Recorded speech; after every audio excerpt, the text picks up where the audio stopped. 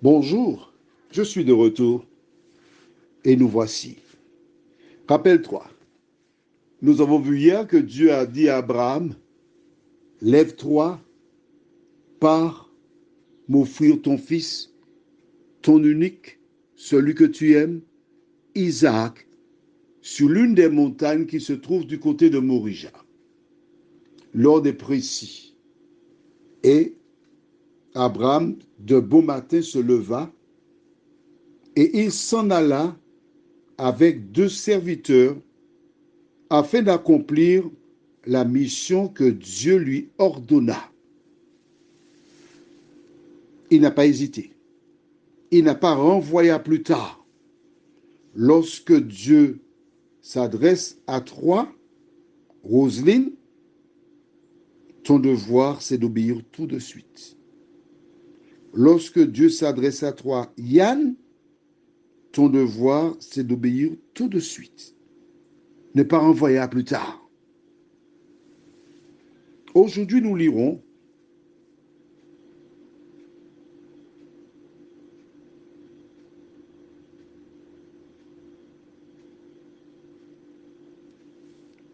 les versets 4 et 5 du livre de Genèse, chapitre 22. Le troisième jour, Abraham, levant les yeux, vit le lieu de loin. Et Abraham dit à ses serviteurs, restez ici avec l'âne, moi et le jeune homme, nous irons jusque-là pour adorer et nous reviendrons auprès de vous. Aïe, aïe, aïe, il y a un problème. Il y a un sérieux problème. Dieu dit à Abraham, va m'offrir ton fils en sacrifice. En sacrifice, cela veut dire immoler, le mettre à mort. Comme Abel tua l'animal. Et Abraham dit à ses serviteurs, j'irai et je reviendrai ici avec le jeune homme. Vous restez ici. Comment est-ce possible? Dieu lui a dit d'aller offrir Isaac en sacrifice. L'animal était immolé, placé sur du bois. L'autel était fait de pierre. Et ensuite, une fois immolé, il était grillé. On le brûlait sur l'autel. C'est ce qu'Abraham est censé faire avec Isaac. Pourtant, il dit, nous reviendrons. Selon toi, reviendra-t-il? Oui ou non? Si tu me dis oui, il faut me dire pourquoi. 5 secondes, c'est parti. 1, 2, 3, 4, 5. Quelle est la bonne réponse?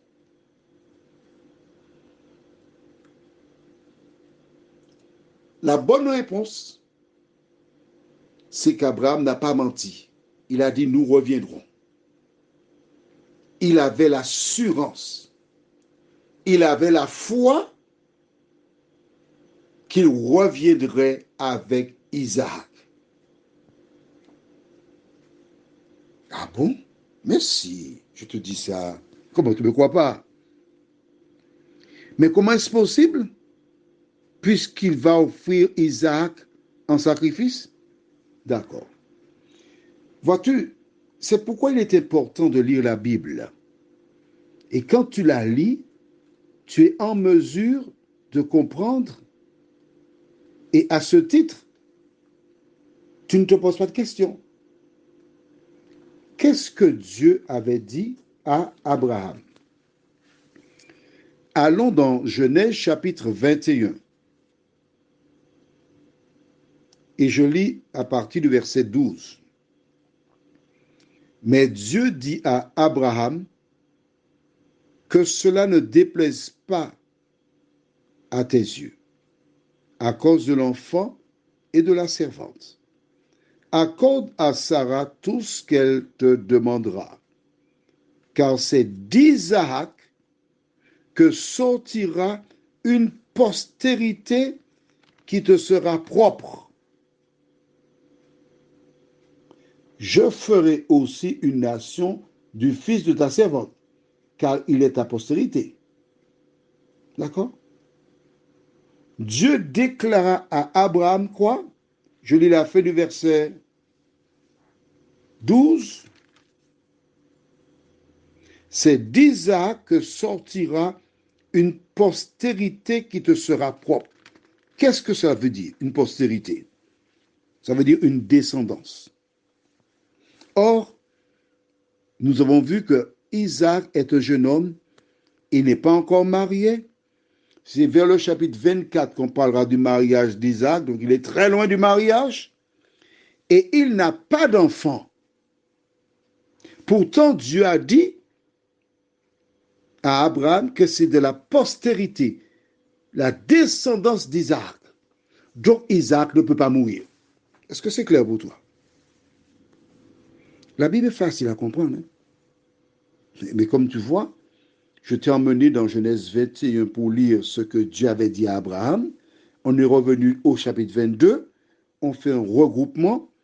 Et toi et moi, nous savons qu'Abraham part avec Isaac, mais qu'il reviendra. Quand, comment il reviendra? Parce qu'Isaac doit enfanter avant de mourir et il n'a pas encore eu d'enfant. La Bible est belle. Abraham ne cherche pas à comprendre. Il n'a pas fait donc les recherches que nous venons d'effectuer. Non. Il s'est contenté de faire quoi? De partir et d'obéir. Pourquoi laisse-t-il l'âne et les deux serviteurs? Tu as 5 secondes. 1, 2, 3, 4, 5. Pourquoi? C'est un vieillard. Les serviteurs sont jeunes. Il pourrait être tenté de l'empêcher de remplir la mission. Il se débarrasse de tout ce qui pourrait être un obstacle pour lui. Dans le Nouveau Testament, un jour Jésus passait à Jéricho et un homme aveugle de naissance, son nom c'est Isaac, non pas Isaac, Bartimée. Isaac c'est l'Ancien Testament. Bartimée, il était aveugle, misérable, pauvre, estropié. Ayant entendu parler de Jésus, il l'appela. Jésus s'arrêta et il demanda à Jésus de faire un miracle parce qu'il était aveugle, qu'il retrouve la vue. Mais avant de faire cette requête, Jésus l'appela. Il se leva de bond et la Bible déclare qu'il jeta son manteau parce que le manteau pouvait être un handicap pour lui. Il s'en est débarrassé. Pareil, dans ce verset, il a touché au lait, mais il n'a pas consommé.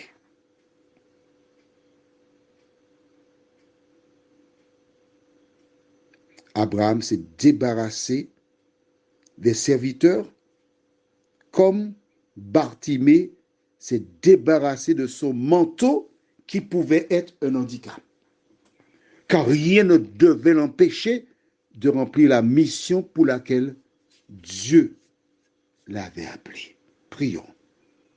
Notre Seigneur et notre Dieu, nous voyons que ceux qui veulent te servir ne réfléchissent pas, ne cherchent pas des solutions humaines, mais font une seule chose, obéir à ta voix. Merci pour l'exemple d'Abraham,